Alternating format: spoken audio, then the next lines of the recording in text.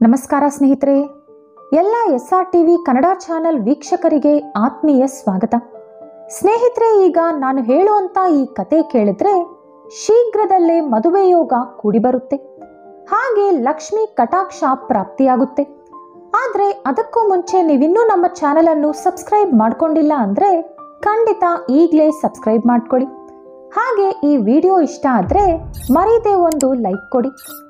ಪೂರ್ವದಲ್ಲಿ ಕಳಿಂಗ ದೇಶದಲ್ಲಿ ವೆಂಕಟಾಚಾರ್ಯ ಎಂಬ ಆಚಾರಿ ಒಬ್ಬ ಇದ್ದ. ಆತ ಕೆಲಸವನ್ನು ಅಚ್ಚುಕಟ್ಟಾಗಿ ಮಾಡುವ ಮೂಲಕ ಒಳ್ಳೆ ಹೆಸರು ಗಳಿಸಿಕೊಂಡಿದ್ದ. ವೆಂಕಟಾಚಾರ್ಯ ಹಾಗೂ ಅವನ ಹೆಂಡತಿ ಸಾವಿತ್ರಿ ಇಬ್ಬರಿಗೂ ದೇವರ ಮೇಲೆ ವಿಪರೀತವಾದ ಭಕ್ತಿ ಇತ್ತು. ಆ ದಂಪತಿಗಳಿಗೆ ಇಬ್ಬರು ಹೆಣ್ಣು ಮಕ್ಕಳಿದ್ದರು. ಅವರ ಹೆಸರು ಸತ್ಯ ಹಾಗೂ ನಿತ್ಯ. ಇಬ್ಬರು ವಿದ್ಯಾಭ್ಯಾಸದಲ್ಲಿ ಮುಂದೆ ಇದ್ದರು. ಹಾಗೆ ಇತ್ತ ತಾಯಿಗೂ ಕೂಡ ಮನೆ ಕೆಲಸದಲ್ಲಿ ಸಹಾಯ ಮಾಡುತ್ತಿದ್ದರು. ವೆಂಕಟಾಚಾರ್ಯ ಅವನ ಕೆಲಸಕ್ಕೆ ಮಾತ್ರ ಎಂದೂ ದ್ರೋಹ ಬಗೆದವನಲ್ಲ. ಉಳಿದ ಆಚಾರಿಗಳು ಚಿನ್ನದಲ್ಲಿ ಮೋಸ ಮಾಡುತ್ತಾ ಕಡಿಮೆ ಬೆಲೆಗೆ ಕೆಲಸ ಒಪ್ಪಿಕೊಂಡು ಜನರನ್ನು ಯಾಮಾರಿಸುತ್ತಿದ್ದರು. ಆದರೆ ವೆಂಕಟಾಚಾರ್ಯ ಮಾತ್ರ ಮೋಸ ಮಾಡುತ್ತಿರಲಿಲ್ಲ, ನ್ಯಾಯವಾದ ಕೂಲಿ ಕೇಳುತ್ತಿದ್ದ. ಹಾಗಾಗಿ ಜನರು ಬೇರೆ ಆಚಾರಿಗಳ ಹತ್ತಿರಾನೇ ಹೋಗುತ್ತಿದ್ದರು. ಇದರಿಂದ ವೆಂಕಟಾಚಾರ್ಯನಿಗೆ ಅಷ್ಟೊಂದು ಆದಾಯ ಬರುತ್ತಿರಲಿಲ್ಲ. ಬಂದ ಸ್ವಲ್ಪ ದುಡ್ಡಿನಲ್ಲೇ ಹೇಗೋ ಸಂಸಾರ ನಡೆಸುತ್ತಿದ್ದ. ದಿನಗಳು ಇದೇ ರೀತಿ ಕಳೆಯುತ್ತಿತ್ತು. ಹಿರಿಯ ಮಗಳು ವಯಸ್ಸಿಗೆ ಬಂದಳು. ಇನ್ನು ಅವಳಿಗೆ ಮದುವೆ ಸಂಬಂಧ ಹುಡುಕಲು ಶುರು ಮಾಡಿದ. ಆದರೆ ಯಾವ ಸಂಬಂಧವೂ ಕೂಡ ಕೂಡಿ ಬರುತ್ತಿರಲಿಲ್ಲ. ವೆಂಕಟಾಚಾರ್ಯ ಪಕ್ಕದ ಮನೆಯಲ್ಲಿ ರಾಮಶರ್ಮ ಎಂಬ ಅರ್ಚಕ ಕುಟುಂಬ ವಾಸವಿತ್ತು. ರಾಮಶರ್ಮನ ಹೆಂಡತಿ ರಾಧಾ. ಈ ರಾಧಾ ಹಾಗೂ ಸಾವಿತ್ರಿ ಒಳ್ಳೆ ಸ್ನೇಹಿತೆಯರು. ರಾಮಶರ್ಮ ಹಾಗೂ ರಾಧಾ ದಂಪತಿಗಳಿಗೆ ಪಾರಿಜಾತ ಎಂಬ ಮಗಳಿದ್ದಳು. ಅವಳಿಗೆ 7 ವರ್ಷ ವಯಸ್ಸಾಗಿತ್ತು. ಪ್ರತಿದಿನ ಆ ಹುಡುಗಿ ಅವಳ ಗಿಡದಲ್ಲಿದ್ದ ಹೂವುಗಳನ್ನು ಕಿತ್ತು ಸಾವಿತ್ರಿಗೆ ಪೂಜೆಗಂತ ತಂದುಕೊಡುತ್ತಿದ್ದಳು. ಅಷ್ಟೇ ಅಲ್ಲದೆ 1 ಗಂಟೆಯಾದರೂ ಇವರ ಮನೆಯಲ್ಲೇ ಕಾಲ ಕಳೆದು ಹೋಗುತ್ತಿದ್ದಳು. ಹಿರಿಯ ಮಗಳಾದ ಸತ್ಯಾಳಿಗೆ ಯಾವುದೇ ಸಂಬಂಧ ಕೂಡಿ ಬರದ ಕಾರಣ ವೆಂಕಟಾಚಾರ್ಯ ದಂಪತಿಗಳಿಗೆ ನೆಮ್ಮದಿಯೇ ಇರಲಿಲ್ಲ.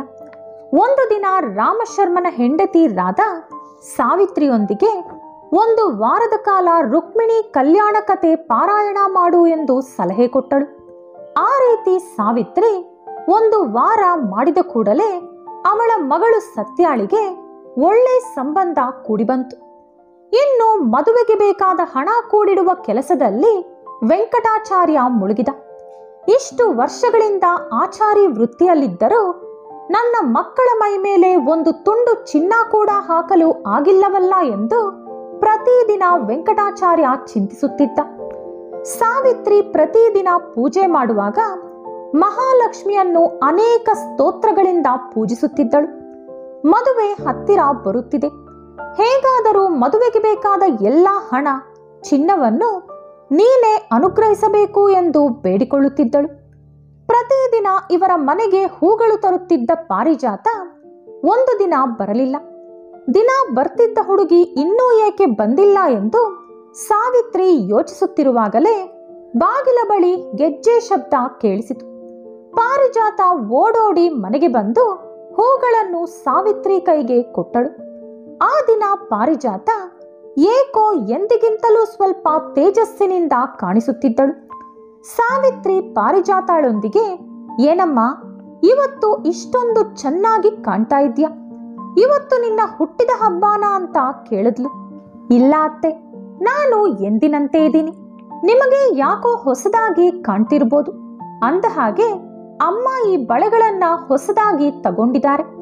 ನಿಮಗೆ ತೋರಿಸಿ ಬರೋಕೆ ಹೇಳಿದ್ದಾರೆ.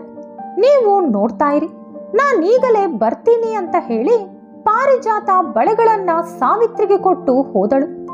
ಸಾವಿತ್ರಿ ಆ ಬಳೆಗಳನ್ನ ನೋಡಿ ದೇವರ ಮುಂದೆ ಇಟ್ಟು ಒಳಗೆ ಹೋಗಿ ನೈವೇದ್ಯ ತರುವಷ್ಟರಲ್ಲಿ ಆ 1 ಜೊತೆ ಬಳೆ 2 ಜೊತೆ ಬಳೆಗಳಾಗಿತ್ತು. ಇದೇನಿದು ಆಶ್ಚರ್ಯ! ಪಾರಿಜಾತ ಕೊಟ್ಟಿದ್ದು 1 ಜೊತೆನೇ ಅಲ್ವಾ? ಇಲ್ಲಿ ನೋಡಿದ್ರೆ 2 ಜೊತೆ ಬಳೆ ಇದೆ. ನಾನೇ ಎಲ್ಲೋ ಪರಧ್ಯಾನದಲ್ಲಿದ್ದು ಸರಿಯಾಗಿ ಗಮನಿಸಿರಲ್ಲ. ಇತರರ ವಸ್ತು ತುಂಬಾ ಹೊತ್ತು ನಮ್ಮ ಮನೆಯಲ್ಲಿ ಇರಬಾರದು. ಈ ಹುಡುಗಿ ನೋಡಿದ್ರೆ ಈಗ್ಲೇ ಬರ್ತೀನಿ ಅಂತ ಹೇಳಿ ಹೋದವಳು ಇನ್ನೂ ಬಂದಿಲ್ಲ. ಸರಿ, ನಾನೇ ರಾಧಾಳಿಗೆ ಕೊಟ್ಟು ಬರ್ತೀನಿ ಅನ್ಕೊಂಡು ಸಾವಿತ್ರಿ ರಾಧಾ ಮನೆಗೆ ಹೋದಳು. ಸಾವಿತ್ರಿ ಕೈಯಲ್ಲಿರೋ ಬಳೆಗಳನ್ನ ನೋಡಿದ ರಾಧಾ, ಏನ್ ಸಾವಿತ್ರಿ, ಕೈಯಲ್ಲಿ ಆ ಬಳೆಗಳು ಮಕ್ಕಳಿಗೆ ಮಾಡಿಸಿದ್ದ ಅಂತ ಕೇಳಿದ್ಲು. ಆ ಮಾತು ಕೇಳಿ ಸಾವಿತ್ರಿ ಬಾಯಲ್ಲಿ ಮಾತೇ ಬರಲಿಲ್ಲ. ಇದೇನಿದು? ರಾಧಾ ಸ್ವಲ್ಪ ಹೊತ್ತಿಗೆ ಮುಂಚೆನೆ ಪಾರಿಜಾತ ಮನೆಗೆ ಬಂದು ನೀನು ಮಾಡಿಸಿಕೊಂಡ ಬಳೆ ಇದು ಅಂತ ಹೇಳಿ ಕೊಟ್ಟೋದ್ಲು. ಅದಕ್ಕೆ ರಾಧಾ, ಅಯ್ಯೋ ಇಲ್ಲ ಸಾವಿತ್ರಿ, ಪಾರಿಜಾತಳಿಗೆ ನೆನ್ನೆಯಿಂದ ಜ್ವರ, ಮಂಚದಿಂದ ಇಳಿತಾನೇ ಇಲ್ಲ. ಅದರಲ್ಲೂ ಈ ಬಳೆ ನನ್ನದಲ್ಲ, ಇತ್ತೀಚೆಗೆ ನಾನು ಚಿನ್ನ ತಗೊಂಡೇ ಇಲ್ಲ ಅಂತ ಹೇಳಿದ್ಲು. ಅದನ್ನ ಕೇಳಿ ಸಾವಿತ್ರಿಗೆ ತುಂಬಾನೇ ಆಶ್ಚರ್ಯ ಆಯ್ತು. ಹಾಗಾದ್ರೆ ಬಂದಿದ್ದು ಯಾರು? ಈ ಬಳೆ ಕೊಟ್ಟಿದ್ದು ಯಾರು ಅಂತ ಯೋಚಿಸಿದ್ಲು. ಅವಳು ಲಕ್ಷ್ಮೀದೇವಿನ ಬೇಡಿದಂತ ಕೋರಿಕೆ ನೆನಪಾಯಿತು. ಅದೇ ವಿಷಯನ ರಾಧಾಳಿಗೆ ಹೇಳಿದ್ಲು ಸಾವಿತ್ರಿ. ಅದನ್ನ ಕೇಳಿ ರಾಧಾ, ಸಾವಿತ್ರಿ, ಹಾಗಾದ್ರೆ ಬಂದಿದ್ದು ಲಕ್ಷ್ಮೀದೇವಿನೇ ಇರಬೇಕು. ಅಂತೂ ಇಂತೂ ನಿನ್ನ ಮೇಲೆ ಆ ತಾಯಿ ಕಂಡುಬಿಟ್ಲು ಅಂತ ಸಂತೋಷದಿಂದ ಸಾವಿತ್ರಿನ ರಾಧಾ ಅಪ್ಕೊಂಡ್ಲು. ಸಾವಿತ್ರಿ ಹೋಗಿ ನಡೆದಂತ ವಿಷಯನ ಗಂಡನಿಗೆ ಹೇಳಿದ್ಲು. ವೆಂಕಟಾಚಾರಿ ತುಂಬಾನೇ ಸಂತೋಷ ಪಟ್ಟು ಮನೆಗೆ ಓಡೋಡಿ ಬಂದು ಲಕ್ಷ್ಮೀದೇವಿ ಫೋಟೋ ಮುಂದೆ ನಿಂತುಕೊಂಡು ಈ ರೀತಿ ಹೇಳ್ದ, ಅಮ್ಮ ಲೋಕ ಜನನಿ, ದರಿದ್ರ ದುಃಖ ಪಾಪಾಂಧಕಾರಗಳನ್ನು ಹೊಡೆದೋಡಿಸುವ ಅಮೃತ ಮೂರ್ತಿ ನೀನೇ ಅಮ್ಮ. ದೀನರಾದವರ ನೋವು ಸಂಕಟ ಎಲ್ಲವನ್ನೂ ನಾಶಪಡಿಸುವ ನಿನ್ನ ಕರುಣೆ ಕಟಾಕ್ಷ ನಮ್ಮ ಮೇಲೆ ಯಾವಾಗಲೂ ಹೀಗೆ ಇರಲಿ. ನೀನು ಸರ್ವಮಂಗಳ ಪ್ರದಾಯಿನಿ. ಈ ಇಡೀ ಜಗತ್ತಿನಲ್ಲಿ ನೀನೇ ವ್ಯಾಪಿಸಿರುವೆ. ನಿನ್ನನ್ನು ನಂಬಿದ ಎಲ್ಲರ ಮೇಲೂ ಕೂಡ ನಿನ್ನ ದಯೆ ಹೀಗೆ ಇರಲಿ ಎಂದು ಪರಿಪರಿಯಾಗಿ ಲಕ್ಷ್ಮೀದೇವಿಯನ್ನು ಪ್ರಾರ್ಥಿಸಿದ.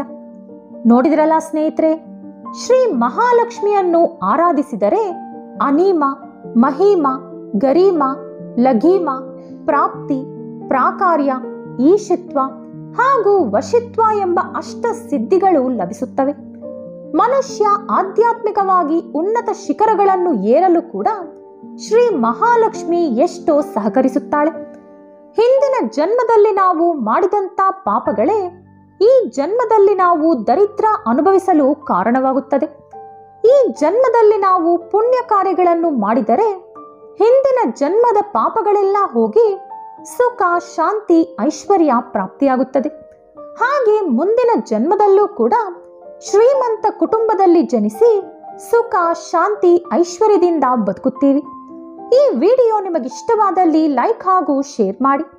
ಇಂತಹ ಹೆಚ್ಚಿನ ಉತ್ತಮ ಕಥೆಗಳಿಗಾಗಿ ತಪ್ಪದೇ ನಮ್ಮ ಚಾನೆಲ್ ಅನ್ನು ಸಬ್ಸ್ಕ್ರೈಬ್ ಮಾಡ್ಕೊಳ್ಳಿ.